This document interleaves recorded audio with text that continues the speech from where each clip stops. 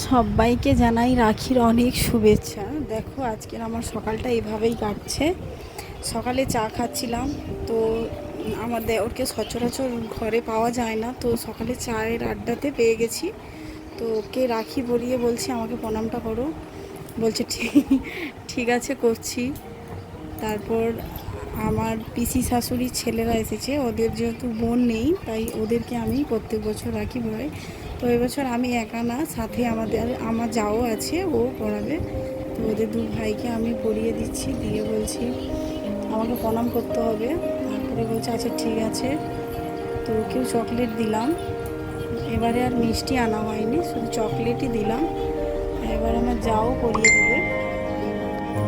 তো ওদেরকে রাখি পরানো হয়ে গেলেই এবার আমরা বেরোবো আমাদের ভাইদেরকে রাখি পরাতে। দেখো ও পরিয়ে দিচ্ছে। আমাদের বাড়িতেই ডেকেছিলাম, তো ওরা দুজনে এসছে আমাদের জন্য চকলেট নিয়ে